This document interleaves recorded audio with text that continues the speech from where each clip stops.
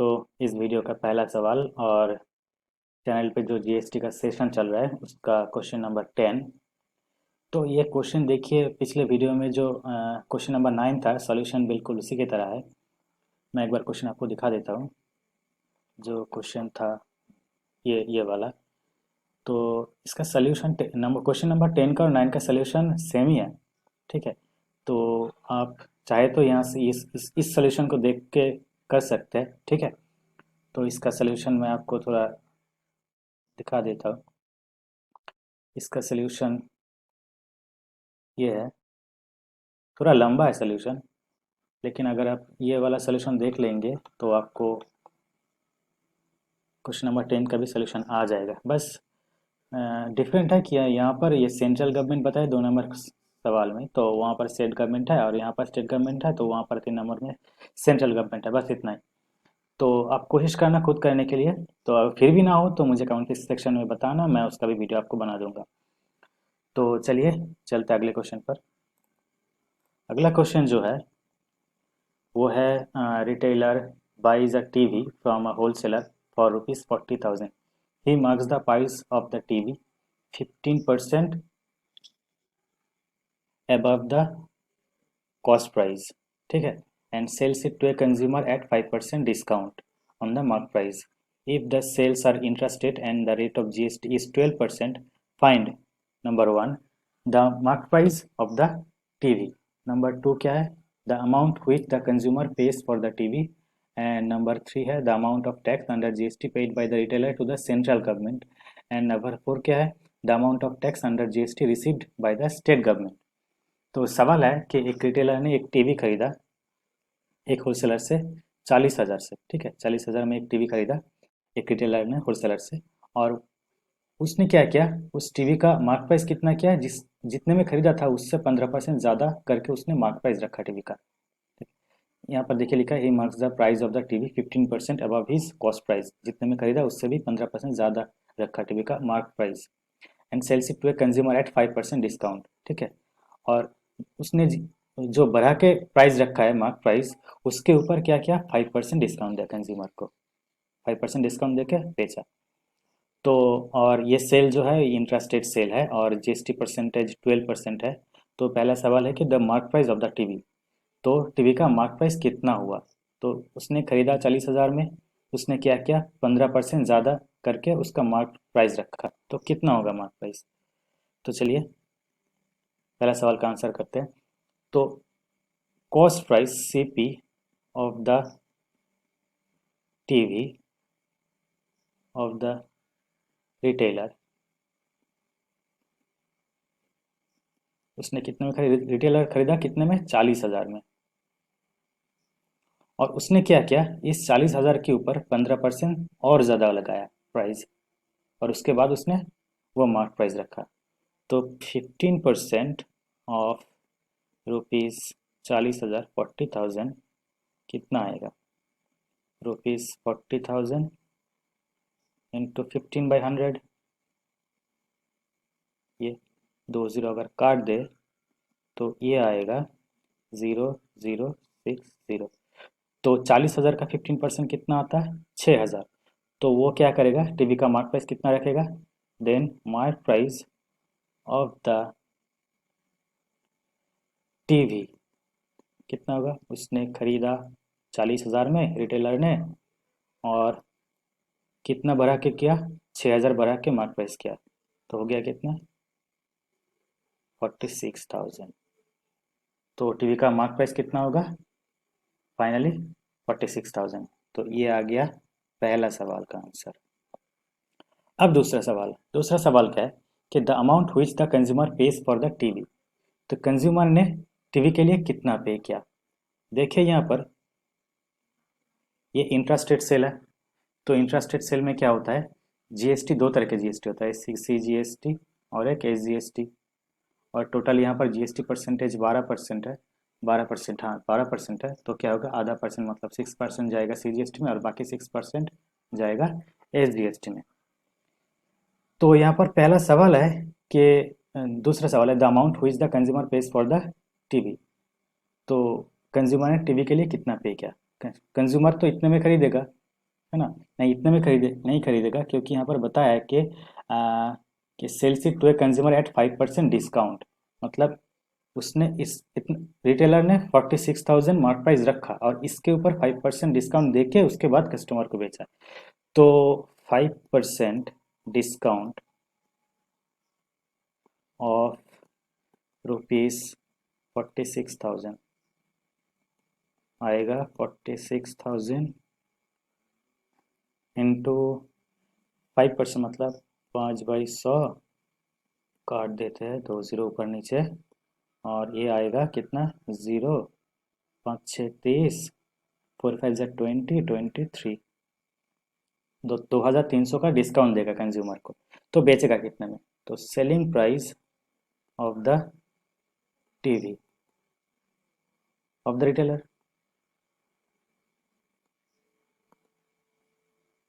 कितना होगा?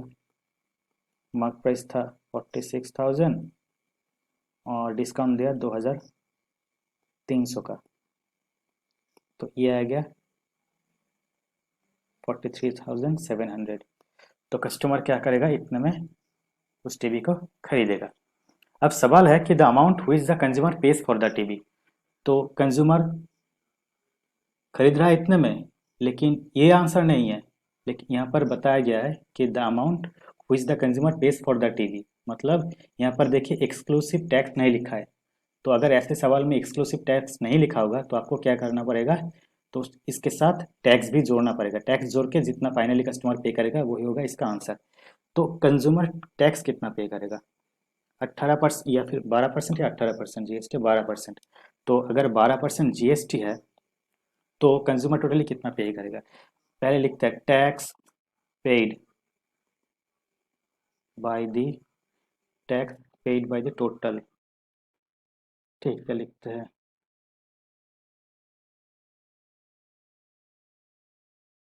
कि क्या लिखना है, total tax under GST paid by the consumer.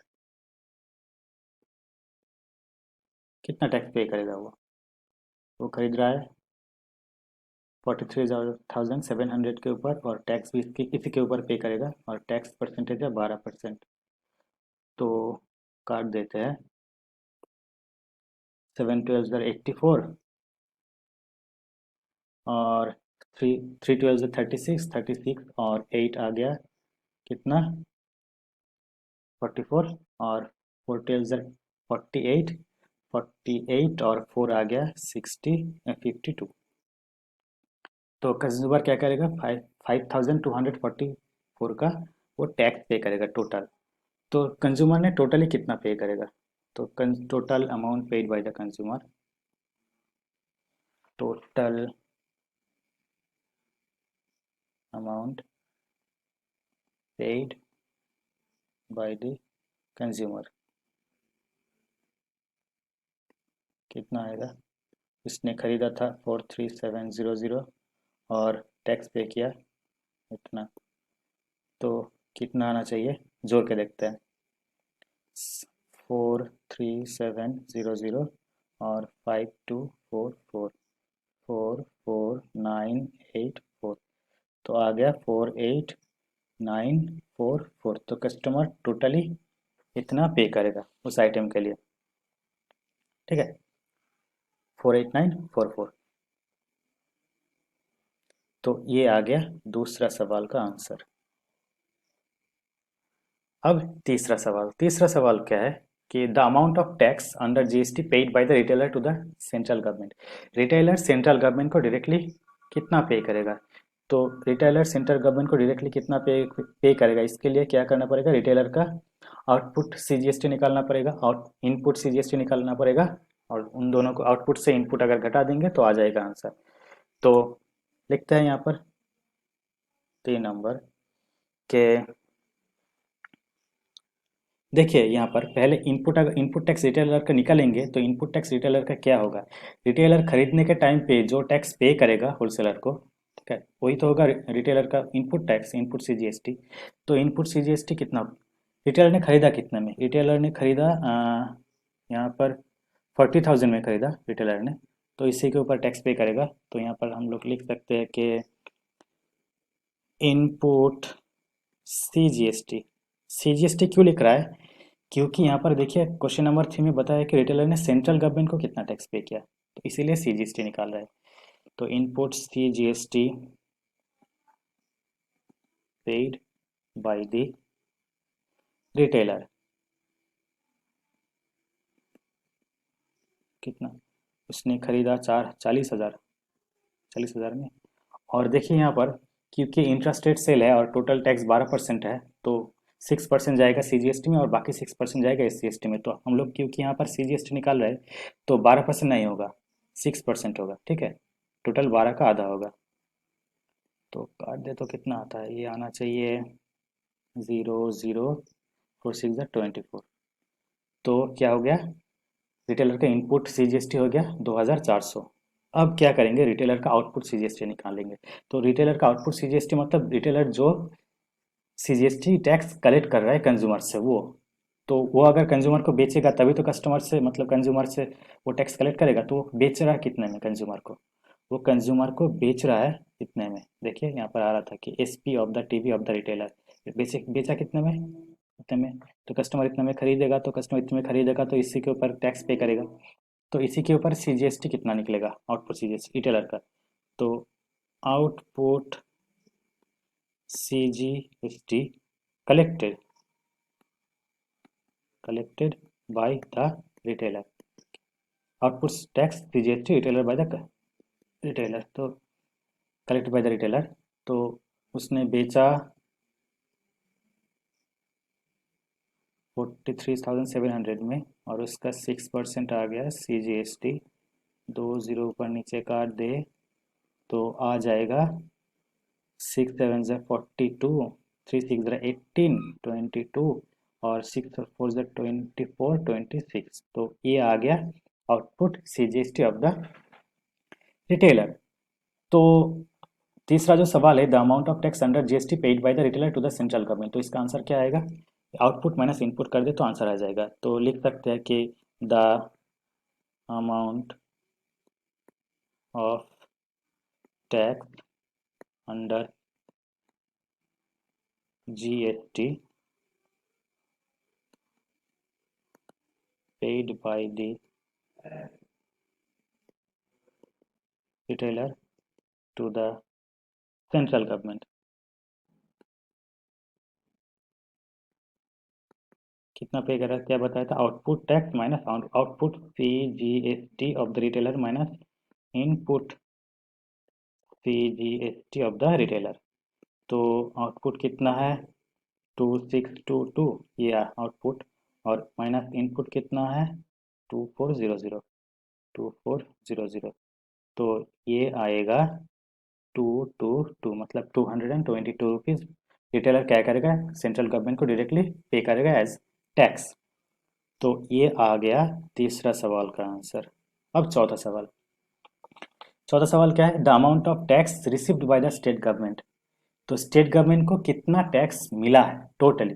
ठीक है, तो इसके लिए क्या है कि पिछले वीडियो में मैंने बताया था कि अगर ऐसा सवाल आता है कि the amount of tax received by the state government या फिर सेंट्रल गवर्नमेंट, तो इसका आंसर कैसे निकालना है? हमें देखना है कि जो चीज़ का खरीदाई हो रहा है या फिर बिचाई हो रहा है, तो वो चीज़ सबसे लास्ट में जाके किसके पास रुक रहा है।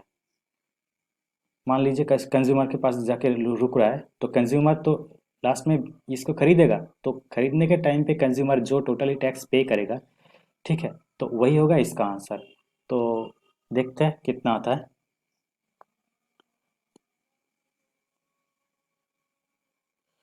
तो कंज्यूमर ने खरीदा कितने में?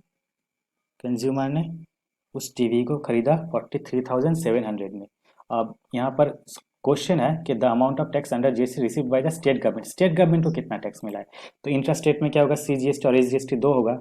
ठीक है, central goods and services tax और state goods and services tax. यहाँ पर सिर्फ स्टेट गवर्नमेंट के लिए निकालने के लिए कहा, तो हम लोग सिर्फ SGST ही निकालेंगे। तो यहाँ पर लिख सकते हैं कि द अमाउंट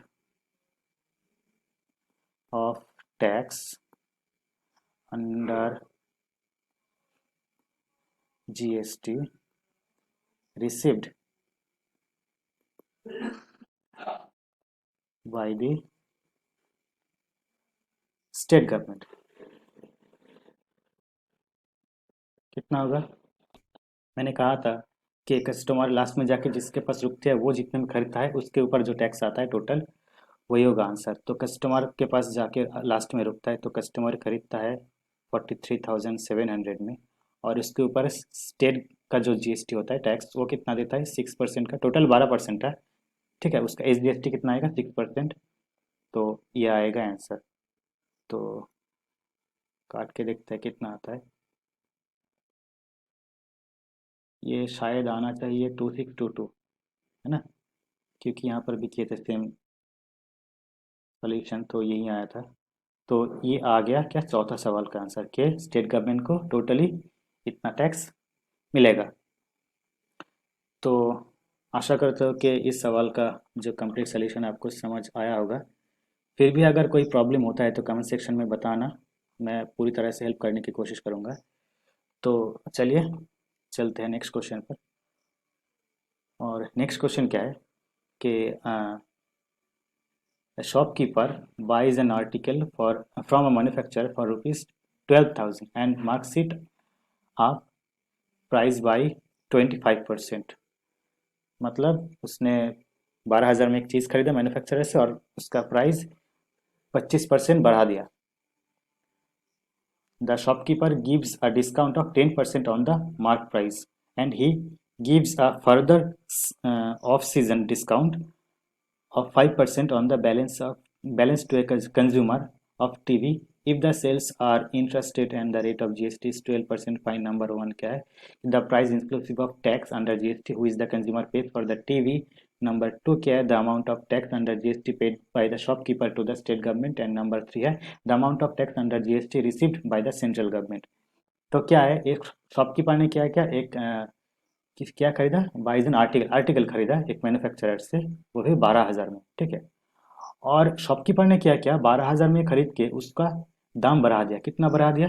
25% बढ़ा दिया। ठीक है, और क्या क्या? 25% बढ़ा के वो 10% डिस्काउंट दे के कस्टमर को बेच रहा है वो। ठीक है, 25% बढ़ा के उसका मार्क प्राइस रख रहा है और मार्क प्राइस के ऊपर 10% का डिस्काउंट दे के कंज्यूमर के पास बेच रहा है वो। And he gives a further off season discount of 5% on the balance to a consumer on TV। मतलब क्या हो रहा है कि उसने 10% तो दिया है डिस्काउंट, उसके ऊपर 5% का ऑफ सीजन डिस्काउंट भी दे रहा है। ठीक है, तो if the sales are interested and the GST is 12%, तो सेल है इंटरेस्टेड और GST 12% है, तो क्या है? पहला सवाल कि the price inclusive of tax which the consumer page for the TV। तो कंज्यूमर टैक्स वैक्स सबको जोड़ के टोटली कितना पे करेगा। और नंबर दो है the amount of tax under GST paid by the shopkeeper to the state government. तो शॉपकीपर स्टेट गवर्नमेंट को डायरेक्टली कितना टैक्स पे करेगा, और the amount of tax under GST received by the central government. तो central government को कितना tax मिलेगा totally. तो पहला सवाल जो है कि the price inclusive of tax which the consumer page for the TV, consumer totally कितना पे करेगा उस TV को खरीदने में। तो देखिए यहाँ पर पहला जो है कि उसने खरीदा कितने में? 12,000 में, और दाम बढ़ाया 25%। तो यहाँ पर लिख सकते हैं cost price of the article article of the shopkeeper.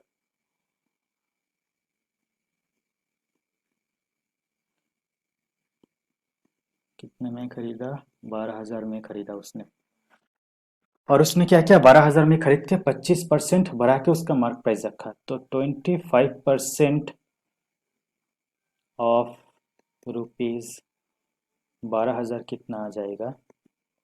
देखते हैं कितना आता है। इंटू 25/100, क्योंकि 25% है, ऊपर नीचे दो जीरो घटा दे तो आएगा जीरो। 5 2 50, 25 1 25 और 30। तो 3,000 उसने एक्स्ट्रा करके उसने मार्क प्राइस रखा। तो मार्क प्राइस कितना होगा? Mark price of the article कितना होगा, उसने खरीदा 12,000 में शॉपकीपर ने, और बढ़ाया कितना, 3,000 बढ़ाया, तो 15,000 आ गया उस आर्टिकल का मार्क प्राइस। ठीक है, तो टीवी है, ये एक टीवी है। तो अब क्या हो गया, उसने क्या किया, the shopkeeper gives a discount of 10% on the mark price, वो 10% डिस्काउंट दे रहा है मार्क प्राइस के ऊपर। तो 10% डिस्काउंट ऑफ रुपीज़ 15,000 आएगा, रुपीज़ 15,000 इंटू 10/100, 10% डिस्काउंट दे रहा है ना, तो कितना आएगा, 1,500। तो क्या हो रहा है, 15,000 शॉपकीपर ने मार्क प्राइस रखा और उसके ऊपर 10% मतलब 1,500 का वो डिस्काउंट दे रहा है कंज्यूमर को। तो 1,500 डिस्काउंट दे रहा है, तो बेचना चाहिए कितने में, अगर यहाँ से 15,000 से हम लोग 1,500 घटा दे, तो आएगा कितना, 13,500 है ना। इतने में 13,000, 13,500, ये ये 15,000 से अगर 1,500 घटा दे, तो आएगा कितना, 13,500। तो इतने में कंज्यूमर को बेचना चाहिए, लेकिन उसने इतने में भी नहीं बेचा। उसने क्या किया, यहाँ पर देखिए सेंटेंस क्या है, and he gives a further off season discount of 5% on the balance to a customer. On the balance मतलब वो 10% डिस्काउंट के बाद जितने में बेचना चाहिए उसके ऊपर फिर से 5% का डिस्काउंट दिया, मतलब इस 13,500 में जिस प्राइस में बेचना चाहिए था उसमें ना बेच के उसी के ऊपर फिर से एक 5% का ऑफ सीजन डिस्काउंट दिया। तो यहाँ पर देखते हैं कि सेंटेंस क्या लिख सकते हैं यहाँ पर। तो लिख सकते हैं कि selling price of the article after 10% discount, 10% discount था ना, हाँ, after 10% discount on mark price. तो मार्क प्राइस के ऊपर 10% डिस्काउंट देकर सेलिंग प्राइस क्या होगा, मार्क प्राइस था 15,000 और डिस्काउंट दिया 1,500 का, तो आ गया 13,500। लेकिन इतने में तो नहीं बेचा, उसने क्या किया, उसने इसके ऊपर फिर से 5% का ऑफ सीजन डिस्काउंट दिया। तो 5%, यहाँ पर ये लिखते हैं of season discount, 5% of season discount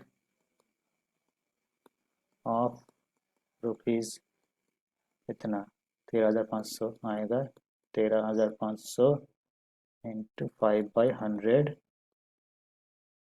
तो ये कितना आना चाहिए, 5 5 25, 5 3 15, 17, 5 1 5 6, तो 675 का एक्स्ट्रा डिस्काउंट मिला है इसके ऊपर। तो फाइनली जाके कितने में बेचा, तो यहाँ पर लिख सकते हैं कि final SP of the article equals to, बेचना चाहे था इतने में, इसके ऊपर फिर से 5% का डिस्काउंट दिया, तो ये कितना आएगा, 12,815। तो कस्टमर ने क्या किया, फाइनली जाके इतने में उस आर्टिकल को खरीदा। तो पहला सवाल क्या है, पहला सवाल क्या है, the price inclusive of tax which the consumer page for the TV. यहाँ पर जीएसटी परसेंटेज है 12%। तो कंज्यूमर तो खरीद रहा है 12,815 में, लेकिन क्वेश्चन है the total amount paid by the consumer inclusive the tax. तो इसके ऊपर जो टैक्स पे करेगा वो भी इसके साथ ऐड होगा, तब जाकर आंसर आएगा। तो 12% यहाँ पर लिखते हैं, total amount of tax under GST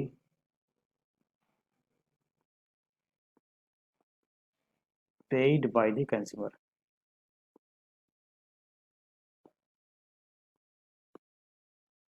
consumer totally कितना टैक्स पे करेगा? वो खरीद रहा है 815 में, और क्या कर रहा है, इसके ऊपर 12% का टैक्स भी दे रहा है। तो इसको अगर सॉल्व करें तो आएगा, अच्छा यहाँ पर ना ये 2 होगा, ठीक है, ये ये 12,825 आएगा। तो ये कितना आना चाहिए? अगर इसको सब कुछ काट के, इसको अगर काटे तो 2 से काटे तो 6, इसको 5, और इसको ये 5 से जाएगा, 5 से ये जाएगा 10, और ये 5 से कितना जाएगा नीचे करके, 5 टू ज़ा 10, 5 5 ज़ा 25, 5 6 ज़ा 30, 5 5 ज़ा 25। ये फिर से 5 से कटते हैं 2, ये फिर से 5 5 5 ज़ा 25, 5 3, ये 2 से कटते हैं 3, तो 513 into 3 आ रहा है। तो आना चाहिए कितना, 3 3 ज़ा 9, 3 1 ज़ा 3, 3 5 ज़ा 15, तो 1,539 रुपये, 1,539, है ना? तो इतना आएगा। तो क्या हुआ, इतना आया कि कंज्यूमर ने टोटली कितना टैक्स पे किया। तो अब कंज्यूमर टोटली कितना पे करेगा, इंक्लूसिव जीएसटी पता है क्वेश्चन में, तो यहाँ पर लिखता है कि टोटल, एक number, total amount paid by the consumer inclusive tax, तो कितना आएगा, उसने खरीदा था, तो कंज्यूमर ने खरीदा कितने, 12,825 में, और टैक्स पे किया 1,539 रुपये की। तो इन दोनों को अगर जोड़ दे तो आ जाएगा 14,364। तो ये आ गया कस्टमर ने टोटल कितना पे किया इंक्लूसिव टैक्स, और ये हुआ पहला सवाल का आंसर। अब दूसरा सवाल है the amount of tax paid by the shopkeeper to the state government. तो शॉपकीपर ने स्टेट गवर्नमेंट को डायरेक्टली कितना टैक्स पे किया, तो इसके लिए क्या करना पड़ेगा, शॉपकीपर का इनपुट एसजीएसटी निकालना पड़ेगा, शॉपकीपर का आउटपुट एसजीएसटी निकालना पड़ेगा, आउटपुट माइनस इनपुट कर देंगे तो आंसर आ जाएगा। तो यहाँ पर पहले करते हैं इनपुट, 2 नंबर, तो input, input S G S T क्यों लिख रहे हैं, क्योंकि यहाँ पर क्वेश्चन था कि स्टेट गवर्नमेंट को कितना पे किया शॉपकीपर डायरेक्टली। तो input S G S T paid by the, paid by the shopkeeper.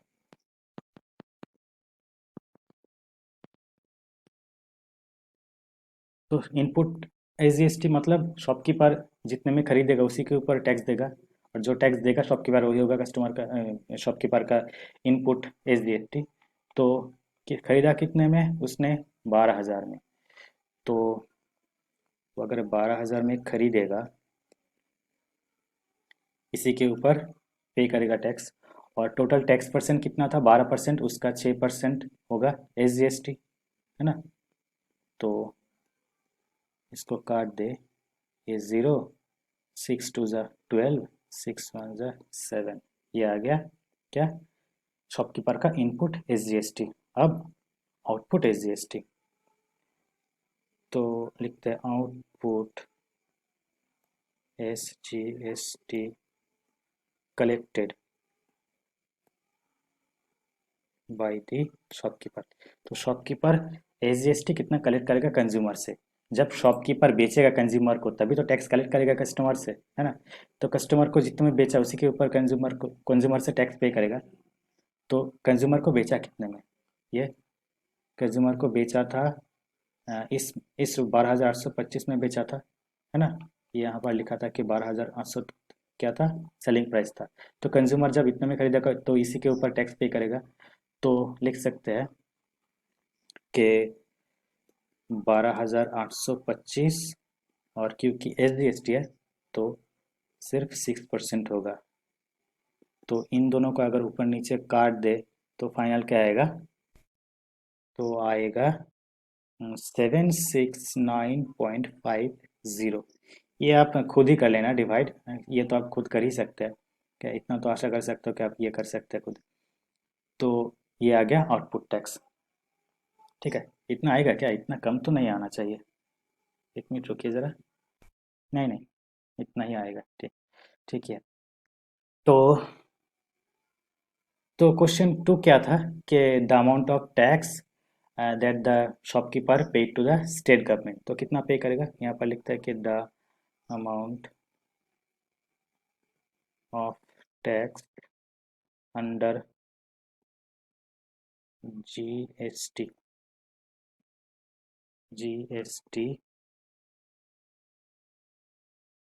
Paid by the shopkeeper to the state government,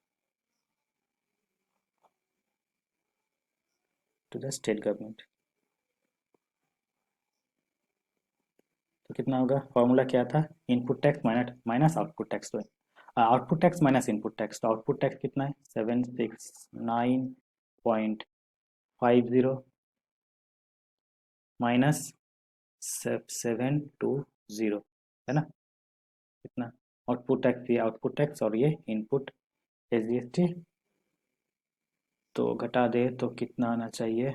ये तो आसान है, 49.50 आएगा, है ना? तो ये आ गया क्या, दूसरा सवाल का आंसर। तो अभी तीसरा सवाल क्या बताया? तीसरा सवाल पूछा है कि the amount of tax under GST received by the central government, central government को टोटली कितना टैक्स मिला है। ये जो होल ट्रांजैक्शन हुआ है, पहले मैन्युफैक्चरर से शॉपकीपर, उसके बाद शॉपकीपर से कंज्यूमर, ये होल ट्रांजैक्शन में जितना टैक्स मिलना चाहिए सेंट्रल गवर्नमेंट को, वो कितना है? ठीक है। तो इस सवाल में क्या होता है कि फाइनली जाके वो आर्टिकल जिसके पास रहता है, वो जितने में खरीदेगा उसके ऊपर जो टैक्स पे करेगा वही होगा इसका आंसर। तो यहाँ पर क्वेश्चन है सेंट्रल गवर्नमेंट को कितना मिला है, तो सेंट्रल गवर्नमेंट के लिए आंसर निकालेंगे। तो कस्टमर जब खरीदेगा तो उसके ऊपर जो सीजीएसटी पे करेगा तो वही होगा इसका आंसर। तो यहाँ पर लिख सकते हैं कि the amount of CGST paid by the, CGST क्यों निकाल रहे हैं? क्योंकि क्वेश्चन ये है कि सेंट्रल गवर्नमेंट को कितना टैक्स मिला है, तो कस्टमर जितने में खरीदेगा उसके ऊपर जो सीजीएसटी देगा वही होगा इसका आंसर। तो the amount of CGST paid by the consumer कितना आएगा? कस्टमर खरीदा था इतने 12,825, और इसके ऊपर टोटल टैक्स 12% है, और क्योंकि सीजीएसटी निकालने को कहा है तो सिर्फ आधा मतलब 6% होगा। तो इन सब को अगर काट दे तो कितना आना चाहिए? पर ये जो क्वेश्चन है, सॉल्यूशन है, और ये सॉल्यूशन सेम ही है दोनों, देखिए। तो इसका भी जो आंसर आया था इसका भी सेम आएगा, तो कितना आएगा? 769.50। यार ये आ गया तीसरा सवाल का आंसर। ठीक है, तो आशा करता हूँ ये सोल्यूशन भी आपको समझ आ गया होगा। फिर से एक बार बता रहा हूँ कि आपको अगर फिर से कोई भी प्रॉब्लम हो सोल्यूशन को लेकर तो मुझे बेझिझक कमेंट सेक्शन में बताना। मैं पूरी कोशिश करूँगा कि आपको आपका जो प्रॉब्लम है उसको सॉल्व कर सकूँ। और अगर वीडियो आपको अच्छा लगे तो ज़रूर लाइक कीजिएगा, सब्सक्राइब कीजिएगा मेरे चैनल को। तो आज का वीडियो इतना ही है, और इसका जो क्लास नोट्स है वो जो नीचे जो डिस्क्रिप्शन बॉक्स है वहाँ पर आप उसका लिंक आपको मिल जाएगा, आप चाहे तो वहाँ से डाउनलोड कर सकते हैं और उसको रिकैप्चर कर भी सकते हैं। तो चलिए मिलते हैं अगले क्लास में।